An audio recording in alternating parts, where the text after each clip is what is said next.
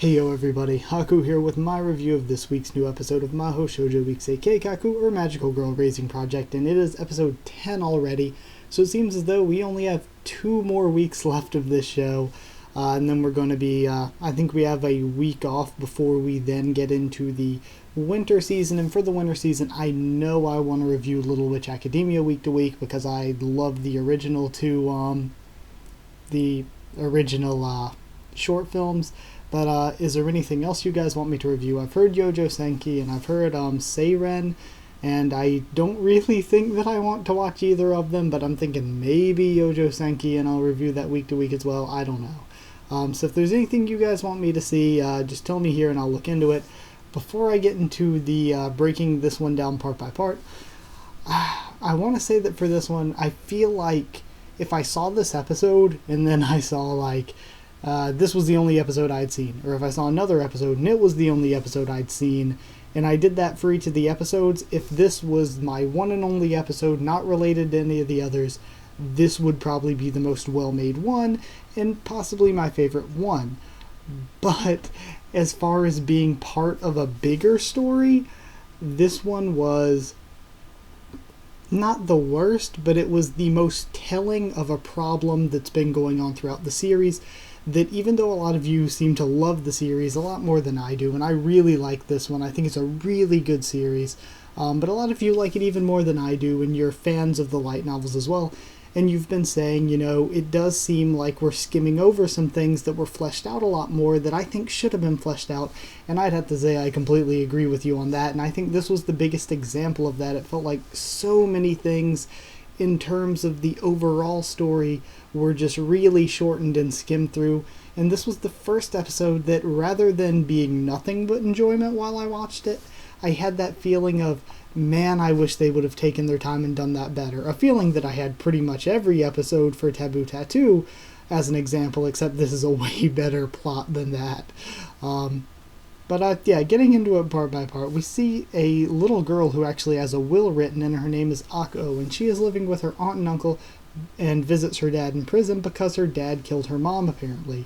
And we find out that this is Hardcore Alice. So, of course, very sad backstory, but again, very, very panned over. I feel like this is one of those things where you can say it's sort of like a difference between a really good show and a great show. A great show would have spent maybe almost half an episode on that, maybe actually showed the dad killing the mom, put us in that moment, make us feel that emotion, which gives us that connection to that character by feeling the emotions that the character's feeling in the moment. But this is a really good show because rather than show us, they told us. And while it is still a really good show because of other things, that does take away from it some.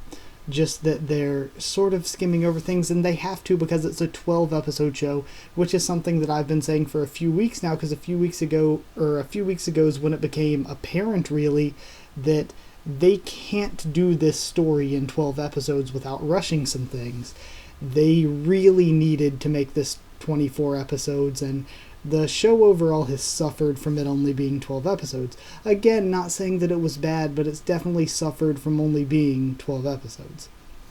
So Alice meets with Snow White, and it seems from what the others have been saying, Swim Swim's team has been saying, I was able to think at that point, I even wrote in my notes at that point, I was like, okay, they're going to plan to kill Alice in her human form when she's not invulnerable. And then we have the dropout announcements that we had last week, and I like that we actually saw Snow White reacting to them, but we got a really bad trope there, which is the character taking emotions out on somebody unrelated to what is triggering those emotions, which is what Snow White did to Hardcore Alice, and basically all it does is annoy the audience and make Snow White seem like kind of a bitch. So yeah, that was a really annoying trope that I didn't like in this one. That's one of those things where, even though I really like the show, if that had happened in any show, regardless of whether I like the show or not, that was going to be annoying even in the best of shows. So then Swim Swim finds the real Alice, and of course I called it. And the whole time when she's running through the streets and stuff, I'm like, can't she just dive down an alley and transform really quick? We've seen that they can transform in like a second. But of course she couldn't, because she couldn't focus or whatever.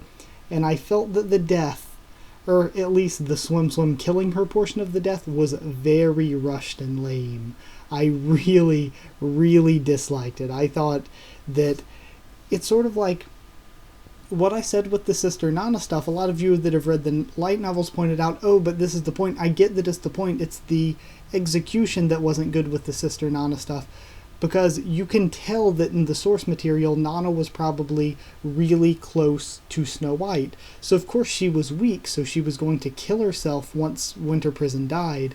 And then the death of those two was going to affect Snow White's character in return. But in the show, we didn't really build that connection as much. They talked as if we should have the connection there, but the connection wasn't really as much there as it should have been, because we had to bust through some things.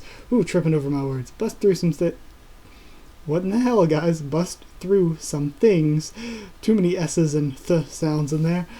Pretty quickly to make it fit within the 12-episode schedule. So that was another thing where the schedule ran in our way a bit. So it felt like Nana's death didn't lead us anywhere story-wise, and that's what it seemed as though Alice's death was going to be like. It felt like we introduced her for a few episodes, and then we escorted her right back out.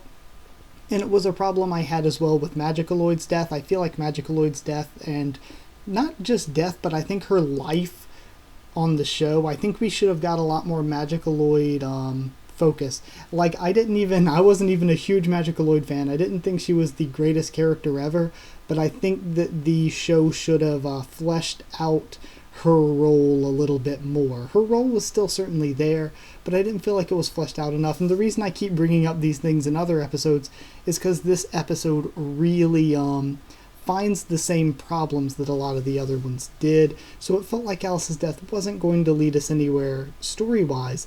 But then when Koyuki or Snow White finds her, that really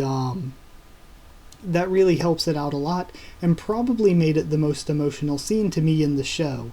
I still felt like it felt a little bit rushed and meaningless in the moment, but at least that did make it better. It made it a very good scene, even if the scene doesn't play as well as it could have into the show as a whole, as if we had more time to build those relationships.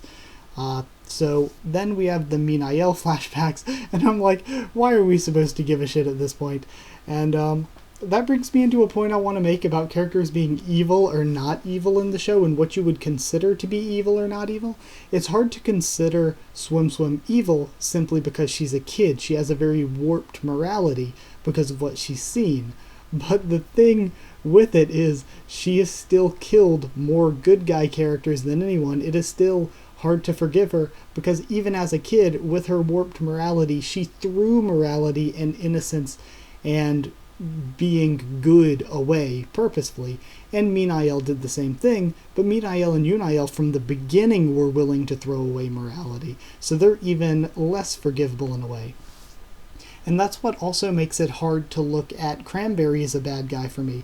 Cranberry, they keep trying to play her up as a bad guy, and we find out some sort of evil stuff about her later on, but even though they keep trying to play her up as a bad guy, the only good guy character she killed was La Pucelle, and you guys in the comments comment like almost every week, okay, these are my favorite characters, these are my favorite characters. Pretty much nobody ever said anything about La Pucelle. In fact, when her death happened, people were just commenting, oh, that was such a cool death.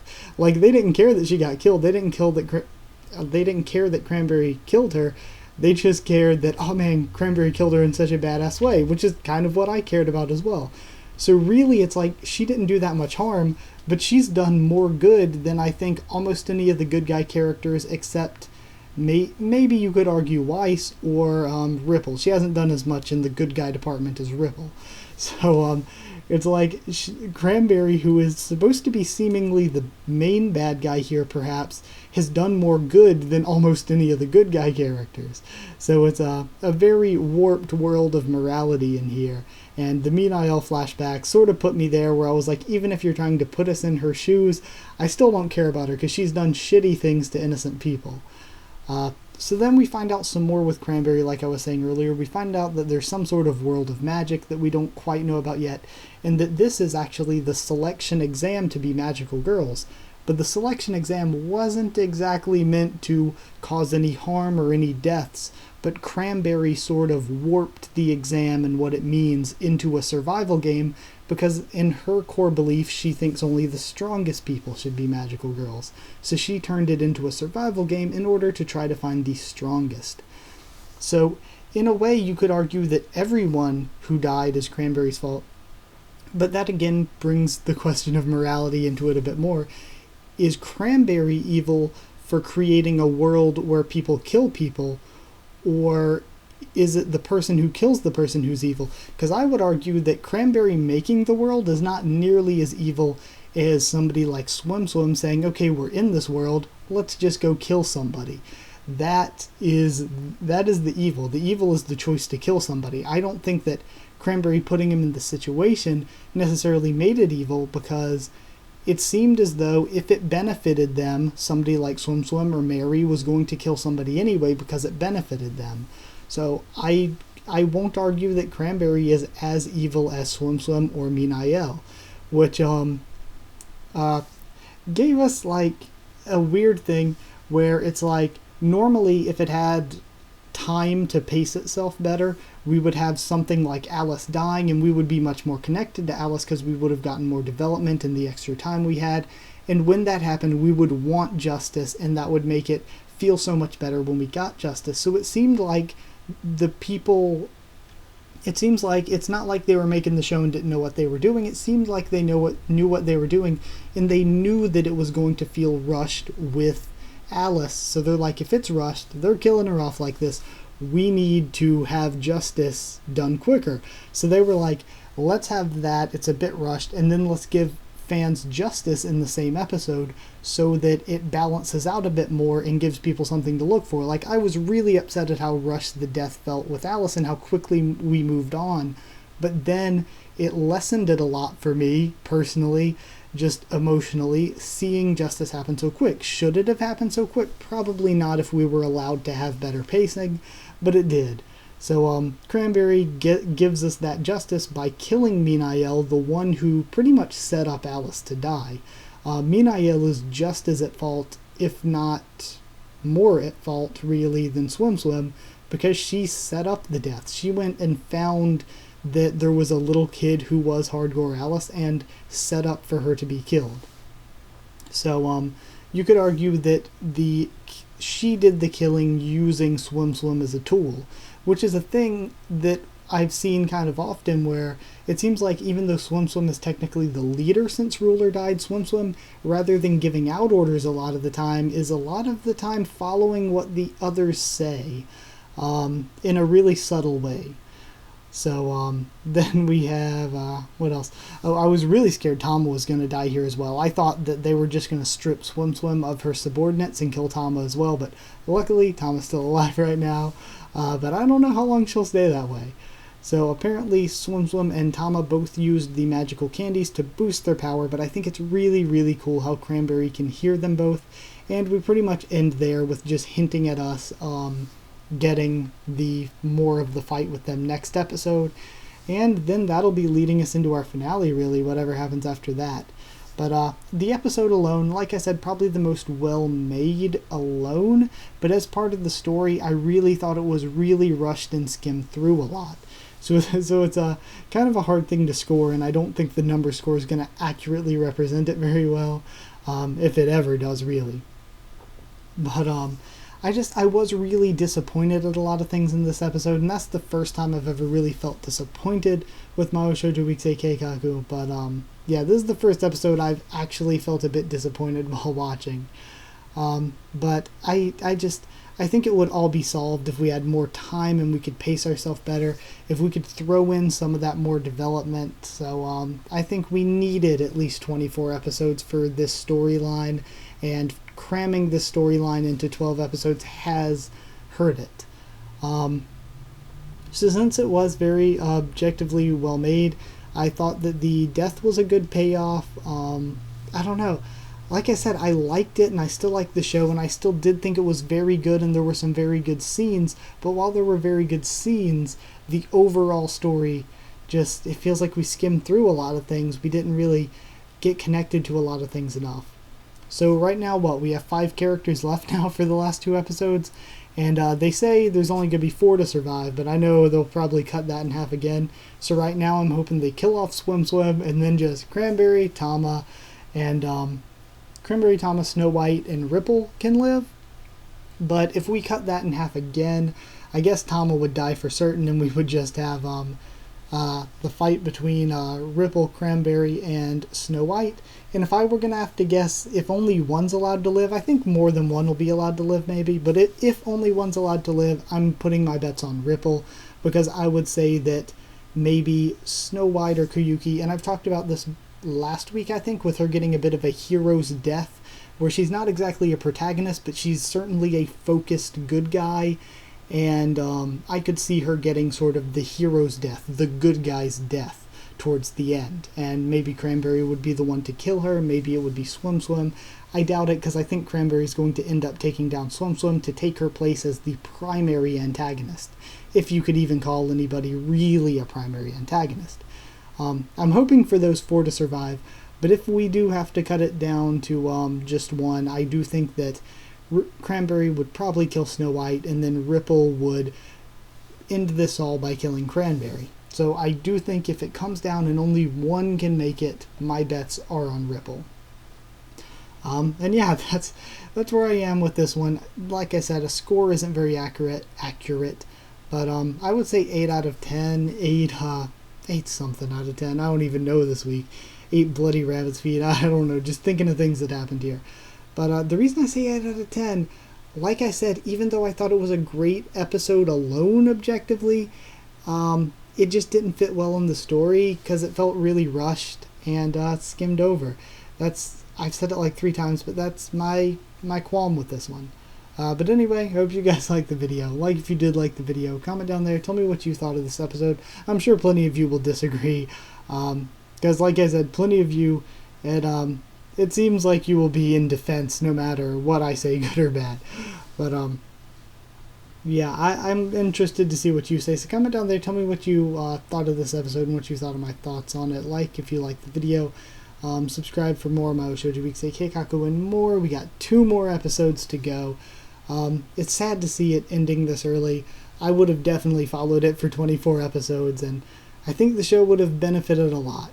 And then I guess, what else? Follow on Twitter if you want, and I'll try to keep you updated there and stuff with the channel. That's it, so thank you once again for watching, and I'll see you all next time.